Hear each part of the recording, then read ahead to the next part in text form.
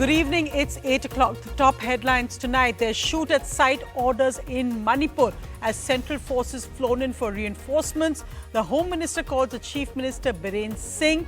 The fight is over. The Meitei group being included in a scheduled tribe list. Olympic medalist Mary Kom also appeals for intervention.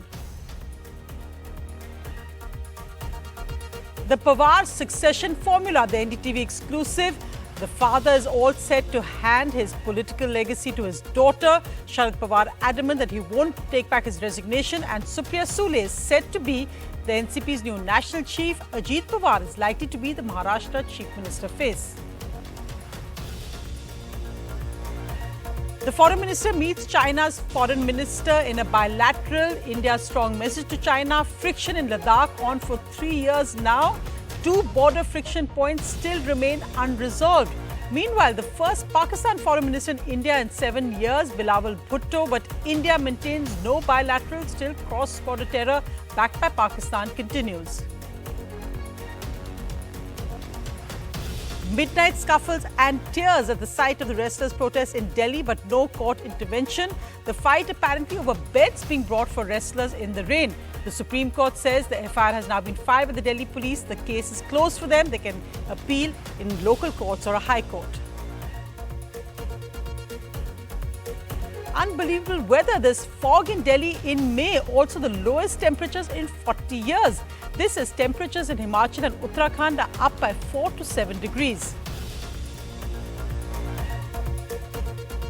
And all hail the king. Dress rehearsal for Coronation weekend. But there's still some disquiet. Rishi Sunak will play a crucial role as Prime Minister during the coronation ceremony. But here's what young British Indians think of the coronation. Virmani, I have Pranav Bhanot there, and I have Maya, who are young British Indians.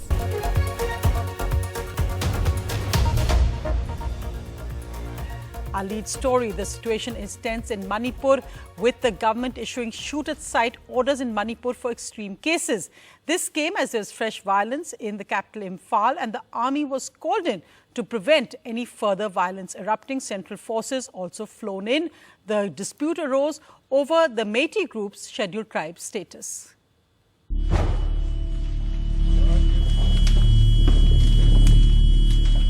Violence spread to Manipur's capital Imphal today and some other areas. Shoot-at-sight orders have been given by the government. About 500 personnel of the Rapid Action Force, a riot control police, have been flown in. They join other forces, the Army, Assam Rifles and CRPF, apart from the state police. However, the Chief Minister earlier in the day said the situation was normalizing. He also spoke to the Union Home Minister Amit Shah and apprised him of the developing situation. Incident which was taken place yesterday was due to misunderstanding and some communication gap, and now everything has been settled and will be normalized very soon. Clashes erupted on Wednesday between the non-tribal Meitei and a couple of tribal groups. It began after a march by tribal groups against a recent High Court order essentially backing scheduled tribe status to Meiteis who are non-tribals. The opposition is criticizing the BJP-led ruling alliance.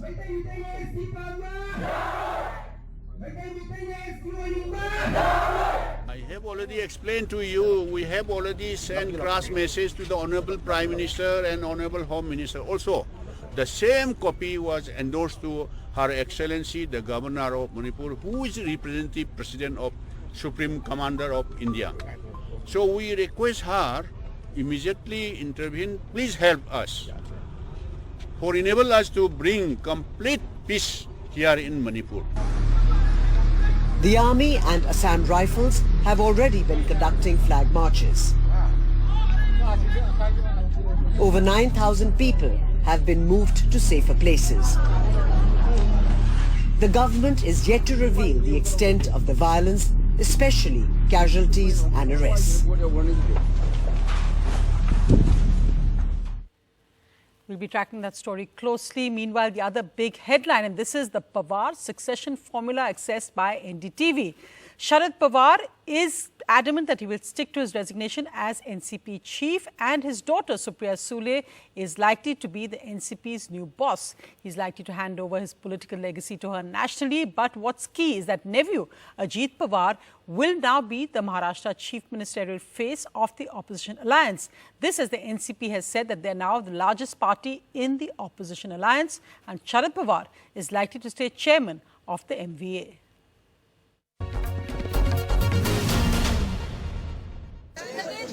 Sharad Pawar speaking directly to protesting NCP workers after Tuesday's surprise announcement that he will step down as NCP chief.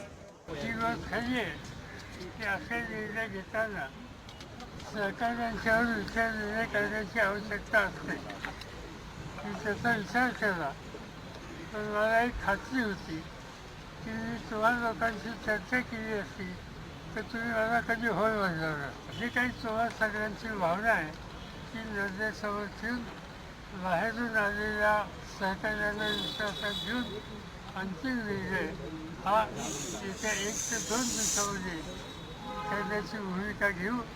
पण ती घेत असताना कार्यकर्त्याच्या मनाची जी भावना आहे ती दुर्लक्षित केली जाणार नाही. एवढंच या ठिकाणी आता सांगतो. 2 दिवसाच्या नंतर तुम्हाला असं बसावं लागणार नाही. Daughter Supriya Sule also appealed to protesting NCP workers to give her father time. But sources have told NDTV that Sule could be chosen as his successor to lead the party. Supriya Sule, who's widely tipped to be in Sharad Pawar's position, or at least the national president of the NCP, if Sharad Pawar does not reconsider his decision to resign, is now meeting protesters at the YB Chavan Center, and she's appealing to protesters to call off their protest at this point with folded hands. You can see Supriya Sule. In fact, the protesters are telling her, ma'am, we will sit here. Despite Supriya Sule's appeals, NCP workers remained unmoved, showing letters written in blood asking Sharad Pawar to reconsider. The committee appointed by NCP chief Sharad Pawar will meet on Friday, and this, as per our sources, will be the first step of Supriya Sule's succession as the next NCP president. Several leaders off record, and in fact some of them on record, have been endorsing Sule as the national president of NCP. But the big question for the NCP is, will Ajit Pawar bolt? Two of the contenders have ruled themselves out, state NCP chief Jayant Patil and senior NCP leader Praful Patel. That leaves MP Supriya Sule and Maharashtra's leader of opposition and Sharad Pawar's nephew Ajit Pawar. देशात दिल्लीत बसणाऱ्या, लोकसभेत किंवा राज्यसभेत काम करणाऱ्या आणि देश काही वर्ष संसदेत बसून बघणाऱ्या व्यक्तीने अशा जबाबदाऱ्या पार पाडायच्या असतात. पवार साहेबांना तो अनुभव आहे, म्हणून पवार साहेब यशस्वीपणाने देशभर राष्ट्रवादी काँग्रेस वाढवण्याचं ते काम करू शकले. Sources say there is no announcement expected to create a post for Ajit Pawar as Supriya Sule is elevated. But the NCP is in talks with other allies like the Congress and the Uddhav Thackeray faction of the Shiv Sena to accept the NCP's claim to project Ajit Pawar as the chief ministerial face of the Maharashtra Vikas Aghadi, as the NCP is the biggest party in the alliance and Ajit Pawar is the leader of the opposition.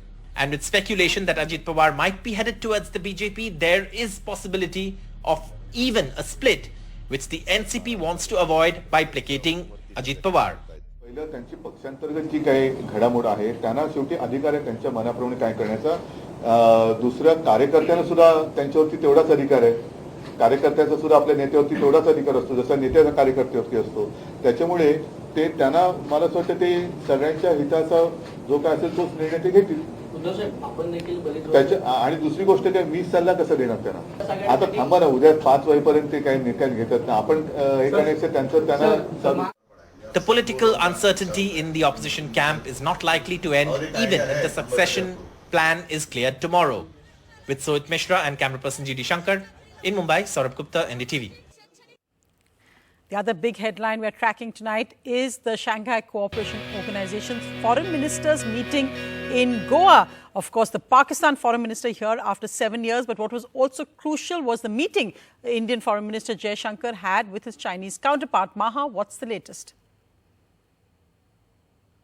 The latest really from Goa is that S. Jaishankar once again brought up the issue of the LAC and the unresolved friction points that we have seen in eastern Ladakh, which have remained unresolved for the last 3 years, saying that the border crisis needs to be resolved for bilateral ties to normalize between the two sides. This was pretty much an expected line, Sonia, because last week we saw Rajnath Singh when he met his Chinese counterpart, General Xiaogo, for the SCO Defence Ministers meet. He too gave a very clear message to China that this is indeed required. External Affairs Minister also met with Sergei Lavrov. But the interesting part here is that Bilawal Bhutto Zardari, though he is travelling to India, and as you rightly mentioned, the first ministerial visit in 7 years, but he hasn't got the opportunity of a bilateral one-on-one with S. Jaishankar. Let's take a complete look at what transpired in Goa today and what we should be expecting tomorrow. Foreign Minister S. Jaishankar held one-on-one meetings with both his Russian and Chinese counterparts. A week after Defence Minister Rajnath Singh's message to his counterpart on the adverse fallout of the border issue with China, now External Affairs Minister S. Jaishankar sending out a similar message from Goa. In over an hour-long meeting with Chin Gang, the two discussed the LAC issue. S. Jaishankar tweeted to say that the focus remains on resolving outstanding issues and ensuring peace and tranquility in the border areas. The friction in eastern Ladakh has been on for 3 years now, since the fatal clashes at Galwan. And yet, at least 2 border friction points, Demchok and Depsang, remain unresolved. Since there has been no disengagement on 2 friction points, there has been no de-escalation on the LAC, either with troops or with weapons amassed at the border. An hour and 15 minutes long meeting also took place between S. Jaishankar and Sergei Lavrov of Russia. The Russian side saying that the two sides agreed to continue following the course of building a fair, multipolar system of interstate relations, a line seen often repeated by Russia since the Ukraine war started in the context of the United States. Pakistan Foreign Minister Bilawal Bhutto Zardari also arrived in India, 7 years after the last ministerial visit. But there is no one-on-one meeting with Mr. Jaishankar scheduled. That's because India's stand since the Uri terror attack of 2016, Delhi can't have talks while cross-border terror continues.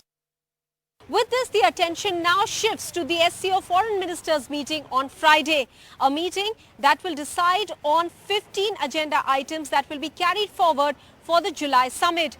In the Foreign Ministers meeting itself, will the Ukraine issue come up? Well, that is up to the national statements that are being made by the various countries. It is not on the agenda per se. As per sources, Afghanistan too will not be on the agenda, but any of the countries, if they want, can raise it in their national statements. With camera person Rajendra Dayalkar, this is Maha Siddiqui in Goa for NDTV. Thanks, Maha. But the other big story, while the Russian foreign minister is currently in Goa, is that Russia has claimed that the United States is behind the planning of what they say is Ukraine's drone attack on the Kremlin and an attempt to assassinate President Putin. The United States State Department, meanwhile, has said this morning that they cannot independently verify who was behind the drone attack on the Kremlin, with Russia saying that Ukraine is just doing what it's told to do. Определяет не Киев, а их определяют в Вашингтоне и потом доводят эти цели до Киева с тем, чтобы Киев исполнял. Russia now hitting out at the USA, accusing Washington of orchestrating what it says was a Ukrainian drone strike on the Kremlin on early Wednesday morning, intended to assassinate Russian President Vladimir Putin. Ukraine has resolutely denied any involvement in the said attack, insisting that Russia's claims are simply a pretext to justify another large-scale attack on the war-torn country. We don't attack Putin or Moscow. We fight on our territory. We are defending our villages and cities. while the USA has expressed doubt over Russia's claims. I would take anything coming from the Kremlin and the Russian Federation with a shaker of salt. Amid these claims, Zelensky made an unexpected visit to The Hague, taking aim at his adversary President Putin, who he accuses of committing over 6,000 war crimes in his country in April alone.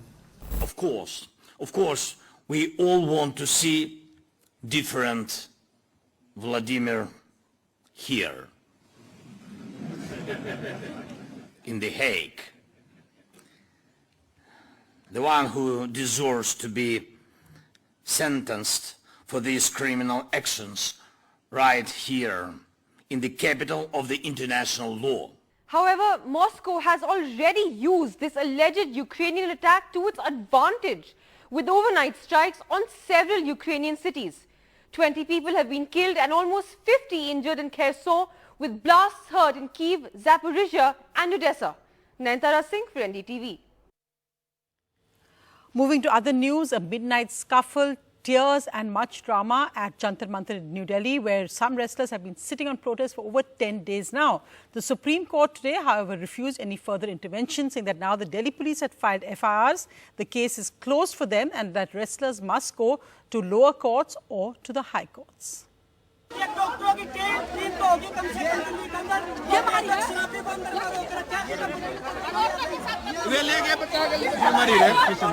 Dramatic scenes at midnight on Wednesday near Jantar Mantar, where the wrestlers have been protesting for more than 10 days now.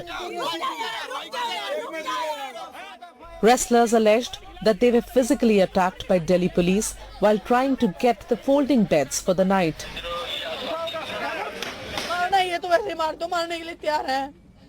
इतनी इज्जत गिराओगे क्या? हम अपनी मान सम्मान की लड़ाई लड़ रहे हैं और वो फिर धक्के मार रहा है चेस्ट पे लड़कियों कैसे वो पुलिस वाला धर्मेंद्र जो भी है इसी दिन देखने के लिए मेडल लेके आया तो मैं चाहूंगी कि देश का कोई खिलाड़ी मेडल ही ना लेके आए कभी इतनी दूरदर्शी करेगी हमारे यहाँ पे उन मेडलों को मैं गुजारिश करूँगा भारत सरकार से आप वापस ले लीजिए ऐसे मेडल नहीं चाहिए जो देश में ये इज्जत मिलती है ऐसे मेडलों का क्या करना है जब देश की बहन बेटियां सुरक्षित नहीं हम सुरक्षित नहीं ये हमारी रिस्पेक्ट है The police have categorically denied any of their men were drunk, and now police sources have cited a video with a different narrative, where a wrestler apparently says the cut on his head has been caused by a fan blade, and claim that the wrestlers deliberately tried to stage a run-in with them by calling politicians to the venue despite knowing that Section 144 was in place.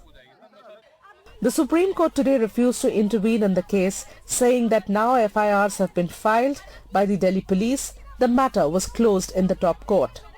The protesting wrestlers could go to the High Court or any other local court if they had any complaints. Purpose of the petition before this court was registration of the FIR, which has now been recorded. Having regard to the ambit of the case before us, we close the proceedings now. For any other relief, the petitioners may move the appropriate jurisdictional magisterial court or the High Court. Scenes from last night seem to have increased the resolve of the protesters, despite Supreme Court closing the plea by the wrestlers. What remains to be seen, whether Brij Bhushan Singh will be arrested or protest will continue here at Jantar Mantar. In New Delhi, with Arvind Gunasekar and camera person Manoj Thakur, Tanishq Punjabi for NDTV. Well, let's go across now to what's happening in the United Kingdom, where the dress rehearsals are on for King Charles' coronation. But does the UK care what's exactly happening? Let's go across to Radhika Iyer for more. Thank you, Sonia. I come to you from Westminster Abbey, the very grand and the ancient Westminster Abbey, which is going to be the venue for King Charles III's coronation. And as you can see behind me, these little blue flags are being put up. Britain is getting blue, not in mood, of course, but in colour. And just there behind me, and I hope you're able to see it, just past the traffic when it moves, all British flags are donning the Parliament Square just at Big Ben. This preparation, of course, is happening during day and at night when there is lesser traffic. The parade, the soldiers are in procession, rehearsing to make sure that everything's getting right for the 6th of May, because a coronation is happening after 70 long years in Britain after King after Queen Elizabeth II reigned for 72 years. But this is going to be a very, very different coronation with many firsts, including multiple faith organizations having representations in the coronation ceremony itself. And very interestingly, people are being invited to take a pledge of allegiance to the monarchy, including saying that they will support not just the king, but also the supporters and the heirs. And what do the young people think about it, particularly British Indians who are here working very hard? Let's listen in. What's the mood, what's the sentiment, and what's your reaction to this Pledge of Allegiance? I think the mood in Britain's quite mixed. Certainly since the Queen passed away, there's been a mix of reaction towards the monarchy. Me personally, I'm for the monarchy. I think they do a great job in uniting the country. People can be divided based on their different political views, but the monarchy brings everyone together as one nation. So yeah, there's a mixed view in the country, but I personally am for the monarchy. Are you going to be taking that pledge? Will you say it? I don't think I'll be taking the pledge. My reason being the pledge includes the line of succession. So whilst I am for the monarchy today, I may not be for the future of the monarchy. The Archbishop clarified that it's a choice. I'm going across now to Priya. Priya, you of course have an interesting connection with the royal family, having seen and met the Queen whilst you were a PhD student in University of Bristol. What are your thoughts? So it's important to put this pledge into context. As the Archbishop of Canterbury, Justin Welby, has said, it is optional, it is not a command. So that puts it in the context of us being in a democratic country where we have the choice to exercise. But I also want to put it in historical context. So this comes from a very feudal mindset where historically the royals and peers, those at the House of Lords, are the ones who would give this pledge to the monarch at the time of coronation. And now it's been given to the people of this country. While this has received a lot of criticism, on the other hand, it can also be seen as something inclusive. Sure. Pranav, what are your sentiments? What's your relationship, let's say, with the royal family, or is there one at all? I feel I have a very close relationship with the royal family, having had the honour to meet both the Queen, the Duke of Edinburgh and the King most recently.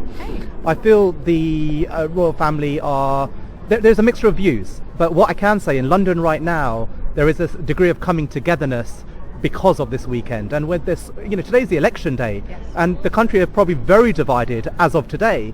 But within 2 days' time, there will be a unification of the country, and I think that's a really good thing, and it ought to be celebrated. Whether I'm going to do the pledge, well, I think I probably will. I think there is a lot that the monarchy does, which is very supportive. But don't get me wrong, there is a lot more that the monarchy needs to do. Well, they need to appeal to the young people. I think the popularity of the monarch among 18 to 25s is at an all-time low. So if the monarchy is going to remain relevant, there has to be active and proactive steps being taken, not just by the current king, but also the Prince of Wales, to make the monarchy relevant and attractive to the new generation.